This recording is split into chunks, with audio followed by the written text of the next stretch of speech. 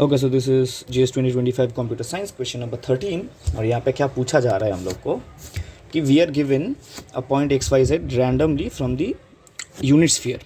Okay, so the point XYZ is chosen randomly, this is the important word, randomly from the unit sphere, right? तो इसको हम लोग S2 से represent करेंगे और ये all those points in R3 such that they are at unit distance from the origin. ठीक है.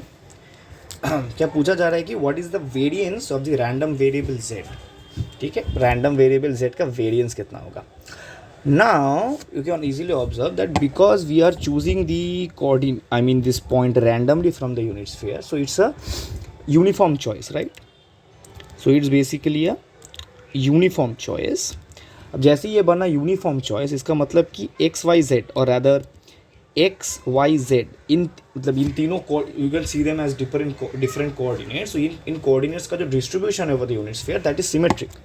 Okay, so is symmetrically distributed, right? These are symmetrically distributed. अब जैसे ये symmetrically distributed हुआ तो इनका एक्सपेक्टेशन मतलब इनका स्क्वायर का एक्सपेक्टेशन सेम हो गया, right? Due to symmetrical distribution. Fine. अब x square plus y square plus z square है तो 1. Now since x square plus y square plus z square 1 होता है, so I can apply the expectation on both sides and then splitting up I get EX square plus EY square plus EZ square equal to expectation of 1 which is 1. It's a sure event, right? इसके बारे में तो कुछ बोल नहीं सकते. expectation of a constant value is always the value itself, right? पर इन तीनों का वैल्यू सेम है जो हम लोगों ने अभी देखा, तो इसका मतलब क्या होता है कि 3 times the expectation of Z square is equals to 1 और the expectation of Z square is 1/3, right? Right. Now the distribution जो हम लोगों ने बोला कि ये distribution होता है symmetric, right? Distribution of Z is symmetric.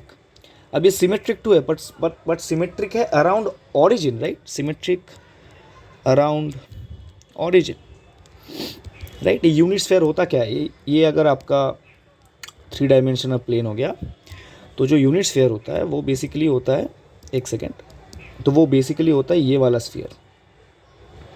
ठीक है, जो एकदम ओरिजिन इसका सेंटर रहता है, इसका बॉडी सेंटर रहता है ओरिजिन, और ये होता है हम लोग का S2. ठीक है, इसका कोई भी कोऑर्डिनेट चूज करो X Y Z, this is always unit distance from the origin. ठीक है, तो this symmetrical distribution is around the origin, right?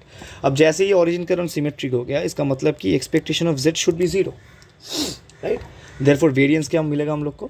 So the variance of z is the expectation of z square minus the square of the expectation of z, right? तो ये क्या बना? ये बना फिर 1/3 minus 0, so इसका आंसर है 1/3, right? 1/3.